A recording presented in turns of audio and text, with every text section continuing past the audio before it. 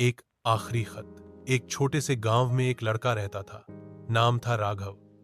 माँ, बाप का इकलौता बेटा। पढ़ाई में ठीक ठाक, लेकिन गुस्से में बहुत तेज। बात बात पर चिल्लाना, दूसरों को नीचा दिखाना, और सबसे बड़ी बात, अपनी ही माँ को तकलीफ देना। उसकी माँ सावित्री हर रोज चुपचाप उसका गुस्सा सहती रहती। वो हमेशा कहती, बेटा, जो जहर तुम बाहर फेंकते हो वही एक दिन तुम्हें अंदर से खा जाएगा। लेकिन राघव हंसकर टाल देता। एक दिन राघव शहर नौकरी के लिए चला गया। पीछे माँ गांव में अकेली रह गई। धीरे धीरे माँ की तबीयत बिगड़ने लगी। उन्होंने राघव को कई बार पत्र लिखे, फोन किए, लेकिन राघव व्यस्त था या शायद अनदेखा कर रहा था।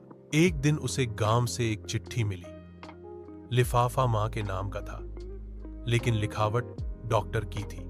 प्रिय राघव, आपकी माँ अब इस दुनिया में नहीं रही। उन्होंने आखिरी समय तक आपका इंतजार किया। जाते जाते उन्होंने एक खत छोड़कर रखा था, सिर्फ आपके लिए।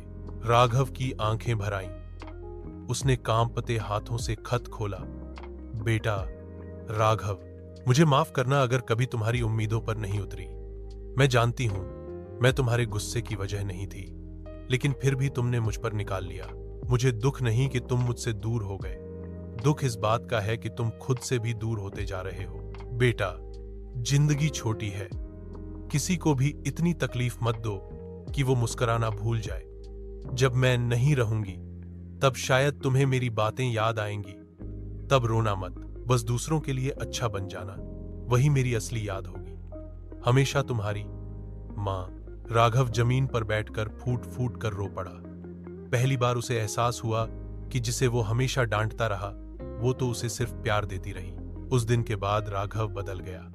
उसने अपने गुस्से को छोड़ दिया, लोगों से प्यार करना सीखा, और हर किसी से एक बात कहता, कभी इतना मत पछताओ कि माफी मांगने का वक्त भी ना मिले।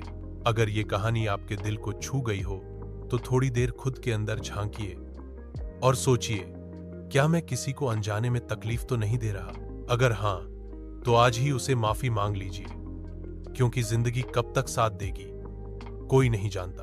अगर आप चाहें तो मैं इसी भावना की एक और कहानी भी लिख सकता हूं।